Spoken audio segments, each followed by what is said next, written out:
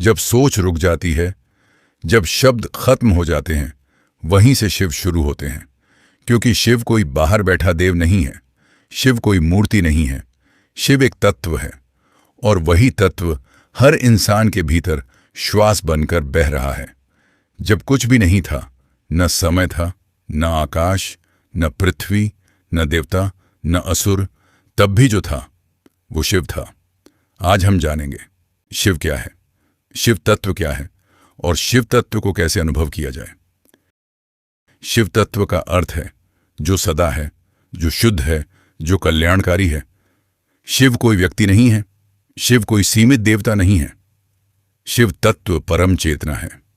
जिस चेतना से विचार पैदा होते हैं, श्वास चलती है और सृष्टि प्रकट होती है, वही शिव तत्व है।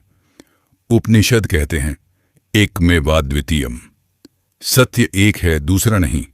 वेदांत में जिसे ब्रह्म कहा गया, योग में जिसे चैतन्य कहा गया, तंत्र में जिसे शिव कहा गया, वह एक ही तत्व है। अंतर केवल नाम का है, मार्ग का है। अब प्रश्न उठता है, अगर शिव तत्व ही अंतिम सत्य है तो इंसान वहां तक पहुंचता कैसे है? शैव दर्शन कहता है इंसान 36 तत्वों में बंधा हुआ है। ये 36 तत्व शरीर से शुरू होकर चेतना तक की सीढ़ियां हैं और इन्हीं तत्वों को समझते समझते इंसान शिव तक लौटता है। 36 तत्व, नीचे से ऊपर की यात्रा। सबसे नीचे हैं वे तत्व जिनसे इंसान खुद को पहचानता है। पृथ्वी, जल, अग्नि, वायु, आकाश यानी पंचमहाभूत यानी शरीर। यही इंसान कहता है मैं यही हूं, लेकिन यही सबसे पहला भ्रम है। फिर आते हैं अनुभव के तत्व, शब्द, स्पर्श, रूप, रस, गंध यानी जो देखा, जो सुना, जो चखा, जो महसूस किया, लेकिन अनुभव देखने वाला नहीं होता। फिर आते हैं कर्म के तत्व, बोलना, चलना, पकड़ना, सृजन करना। यही इंसान कर्म में उलझ जाता है।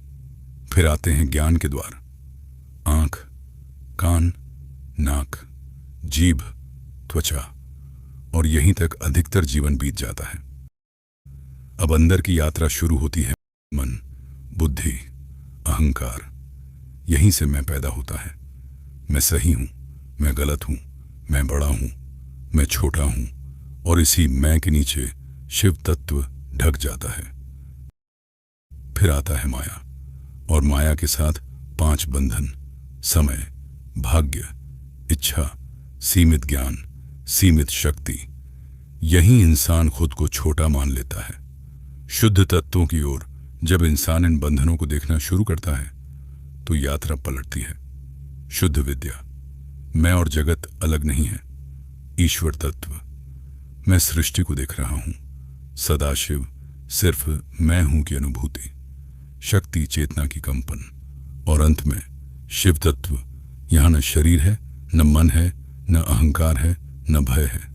यहां केवल शुद्ध चेतना है। यही 36 तत्वों का अंत है और यही 36 तत्वों का आरंभ भी है। इसलिए कहा गया जो अंत में बचता है वही शुरू से था, अर्थात अंत ही आरंभ है। इंसान जब पैदा होता है तो वह केवल होता है, न नाम, न पहचान, न अहंकार। वही शिव तत्व की अवस्था है। लेकिन जैसे जैसे मैं जुड़ता है, शिव तत्व छिपता जाता है। जहां अहंकार बढ़ता है वहां शिव छिपते हैं, और जहां अहंकार गिरता है वहां शिव प्रकट होते हैं। इसीलिए शिव श्मशान में रहते हैं, क्योंकि श्मशान अहंकार का अंत है। शिव तत्व को कैसे अनुभव करें? शिव को पाने के लिए मंदिर नहीं, मौन चाहिए। शब्द नहीं, सांस चाहिए। आंख बंद करो, श्वास को देखो, विचारों को जाने दो। जो बचे वही शिव है। शिव तत्व क्यों निर्गुण है? जो रूप में बंधा हो वह नष्ट हो सकता है, लेकिन शिव तत्व रूप से पहले भी था और रूप के बाद भी रहेगा। इसलिए वह निर्गुण है, निराकार है, निर्विकार है। जब विचार रुक जाते हैं और फिर भी तुम होते हो, वही शिव तत्व है। शिव बाहर नहीं है, शिव ऊपर नहीं है। शिव तुम्हारे भीतर उसी जगह है जहां तुम खुद से मिलते हो। अब कुछ मत सोचिए, बस एक श्वास लीजिए और महसूस कीजिए, वही मौन शिव है। अगर यह वीडियो आपको एक पल भी शांत कर गया हो तो समझ लेना शिव ने आपको छू लिया है। हर हर महादेव।